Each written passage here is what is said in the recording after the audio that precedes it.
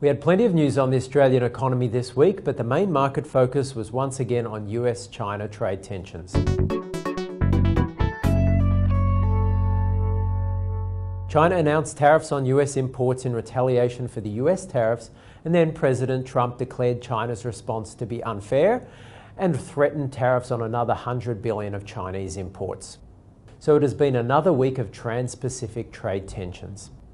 The main theme for markets in March was increased volatility on trade tensions kicked off by President Trump's steel and aluminium tariffs. April has started in the same nervous way, with equities volatile as China and the US detailed tariffs on each other's imports, and officials made bombastic declarations about how they were not afraid of a trade war. There was, however, an attempt by new White House economic advisor Larry Callow to calm markets. Callow even declared Trump to be ultimately a free trader. The optimistic view is that either A, the US tariffs are simply an aggressive opening gambit by a master dealmaker who knows better than to damage the US economy, or B, the scale of the actions announced so far will have little net impact on overall US or China trade or inflation. It will be some time before we can make a final judgment on A, but B is already problematic.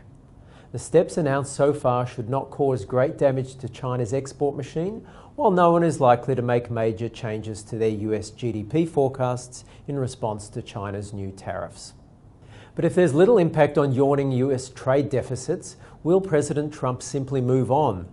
US presidents have plenty of scope to impose trade penalties without having to negotiate with Congress. Arguably, Trump is being true to his 2016 campaign platform and could double down on this into the November midterm elections. In the week ahead, though, we might see at least temporary optimism around NAFTA, with reports that the outline of a deal will be announced soon. Markets may struggle for direction as the jury remains well and truly out on how worried we should be about trade policy. This includes the Aussie dollar, which was one of the weakest major currencies in March amid the trade tensions. But there was plenty of local news this week.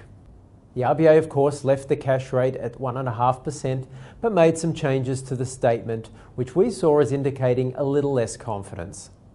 Governor Lowe noted that Australia's economy had grown 2.4% in 2017 and that the RBA expected to see faster growth in 2018.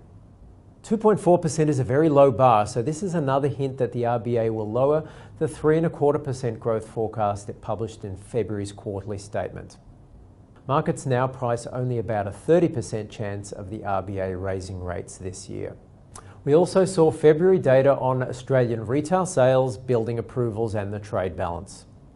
Most notable was stronger than expected retail spending, with sales up 0.6% in the month, 3% over the year.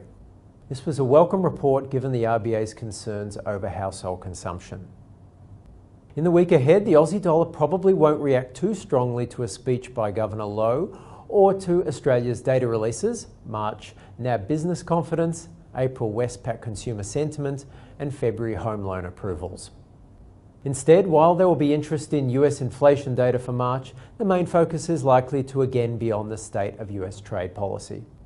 Given that a more protectionist stance by the US could damage its economy and make the Fed more cautious about raising interest rates, the US dollar could be a little fragile near term.